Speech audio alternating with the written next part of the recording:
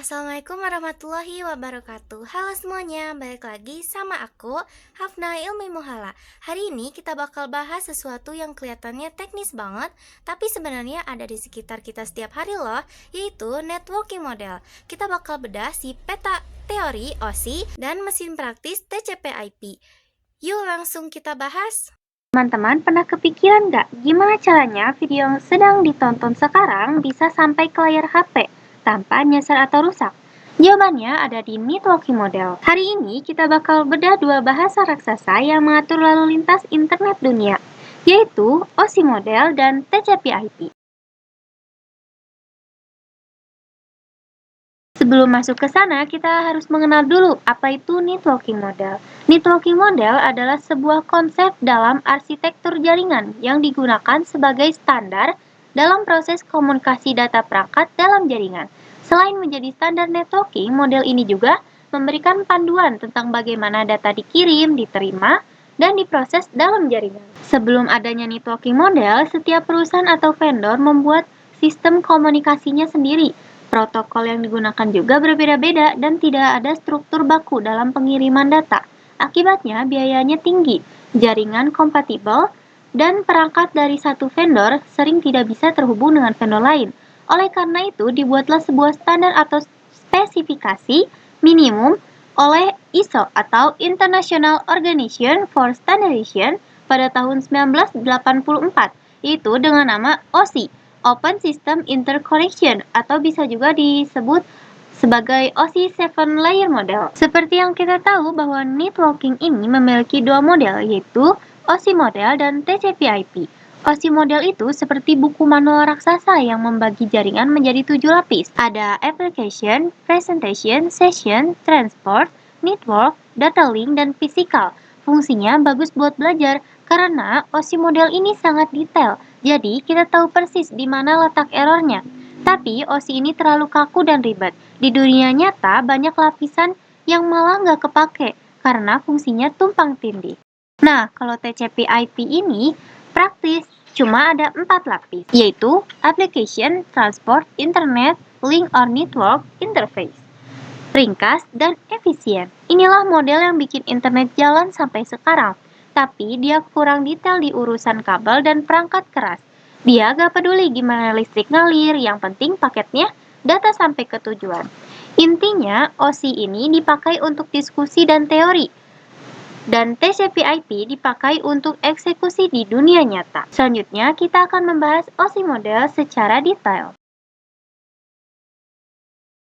Model OSI atau Open System Interconnection adalah kerangka kerja konseptual standar yang diciptakan oleh ISO untuk membagi proses komunikasi data jaringan menjadi 7 lapis. Pada 3 layer atas ini terdapat application, presentation, serta session, yang dimana application layer berfungsi sebagai antarmuka antara pengguna dan aplikasi jaringan. Kemudian presentation layer berfungsi mentranslasikan, mengenkripsi, dan mengompresi data. Dan yang terakhir, session layer mengelola sesi koneksi seperti memulai, memelihara, dan mengakhiri.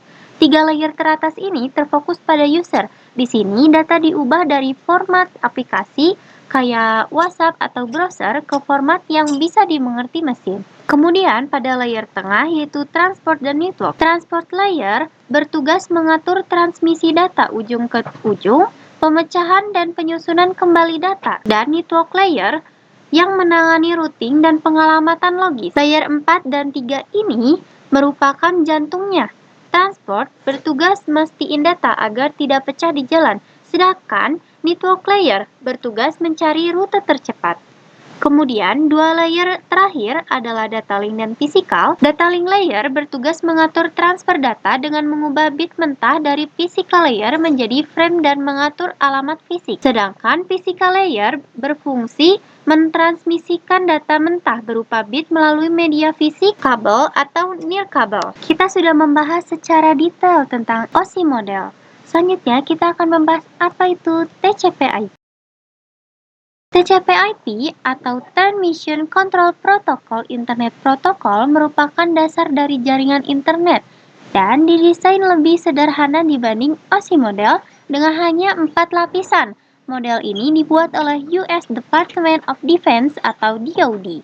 Model ini menggabungkan fungsi beberapa lapisan OSI ke dalam satu lapisan yang lebih luas. TCP/IP bukan sekedar satu protokol, melainkan sebuah kumpulan protokol yang bekerja dalam 4 lapisan atau layer. Ayo kita bedah satu persatu, dimulai dari Application Layer. Application Layer berfungsi mengonversi data mentah menjadi format yang dipahami aplikasi. Ini adalah lapisan yang berinteraksi langsung. Saat teman-teman membuka browser, mengirim email, atau melakukan streaming, teman-teman sedang berinteraksi dengan lapisan ini.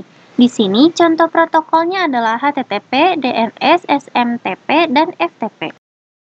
Selanjutnya ada Transport Layer. Tugasnya memastikan data dikirim dengan cara yang benar. Lapisan ini memecah data besar menjadi potongan-potongan kecil yang disebut dengan segmen, seperti TCP dan UDP. Kita akan membahas TCP dan UDP setelah ini. Layer ketiga adalah Network Layer. Jika Transport Layer itu memecah data, Network Layer bertugas membungkusnya menjadi paket dan menentukan rute terbaik agar paket data bisa melewati ribuan rute di internet hingga sampai ke alamat tujuan dengan tepat. Tanpa layer ini, paket data tidak akan tahu kemana harus pergi. Terakhir, ada Physical Layer. Di sini, paket data diubah menjadi frames dan kemudian dikonversi menjadi sinyal biner 0 dan 1. Jadi, setiap kali teman-teman mengklik kirim, data akan turun dari application, diatur oleh transport, diberi alamat oleh network, dan diterjangkan oleh physical layer. Sampainya di tujuan, prosesnya dibalik hingga pesan muncul di layar penerima. Yang terakhir, kita akan mengenal apa itu encapsulation dan decapsulation. Pada komputer pengirim, terjadi proses pemecahan paket data menjadi paket yang lebih kecil dengan penamaan yang berbeda sesuai dengan masing-masing layer. Setelah paket dipecah-pecah menjadi potongan yang lebih kecil, juga dilakukan proses pembungkusan paket data yang disebut dengan encapsulation. Jadi, encapsulation ini adalah proses pembungkusan paket data. Kemudian, pada komputer terjadi proses sebaliknya, yaitu proses pembukaan pembungkusan paket yang diterima dari pengirim, decapsulation, dan proses penggabungan kembali pecahan-pecahan paket data menjadi paket data yang utuh. Selanjutnya, kita akan mencoba mensimulasikan di Cisco Packet Tracer. Oke, di sini saya sudah menyiapkan beberapa perangkat serta sudah mengkonfigurasi IP pada masing-masing perangkat. Kita akan coba mengirim pesan dari PC 0 ke PC 1. Kita akan lihat di simulation. Pertama, PC 0 akan mengirimkan surat ke switch, lalu mengirimkannya ke PC 1.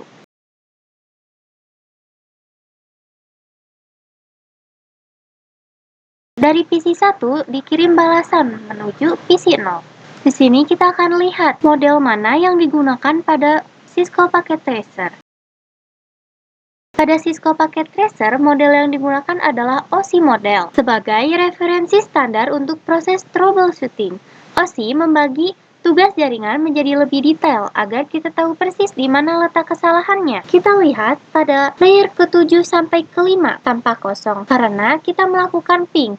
Namun jika teman-teman sedang membuka web browser, detailnya akan muncul di layer 7 sebagai bagian dari application layer pada TCP/IP. Pada layer keempat adalah tahap persiapan untuk mengirimkan data. Kemudian di layer ketiga, disinilah IP address asal dan tujuan disematkan, seperti yang terlihat pada kolom layer 3. Untuk layer 2 dan 1, OSI memecah jalur fisik menjadi dua, yaitu data link dan physical.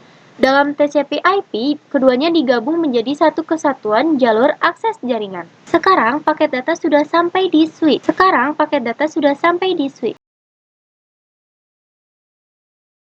Perhatikan panel in layers. Di sini, switch menerima data di layer 1 melalui port fast Ethernet 0/1. Kemudian, data naik ke layer 2. Di lapisan ini, switch membuka bungkus paket untuk melihat Ethernet 2 header untuk membaca MAC address, pengirim, dan tujuannya.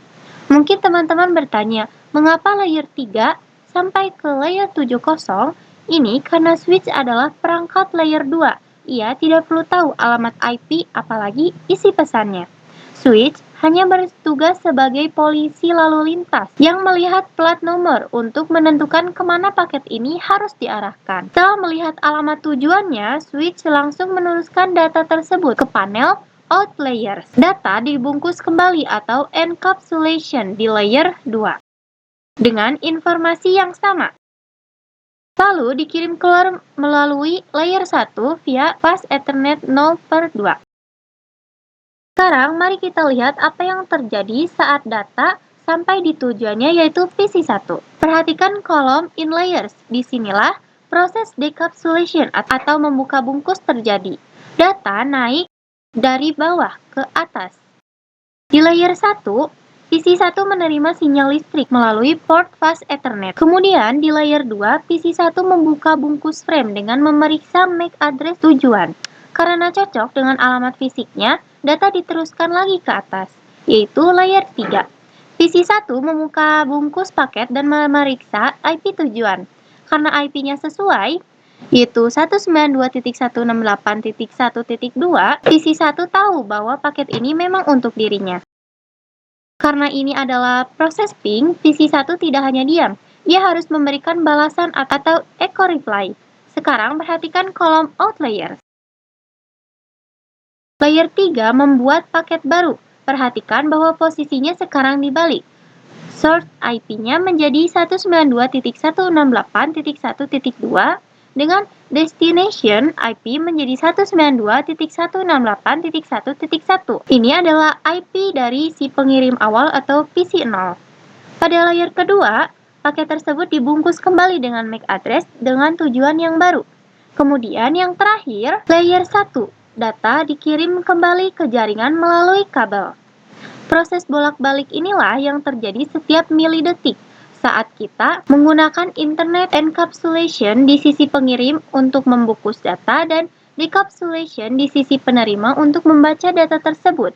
Tanpa koordinasi antar lapisan ini, komunikasi di antara komputer di seluruh dunia tidak akan mungkin terjadi. Mungkin segini saja video dari saya.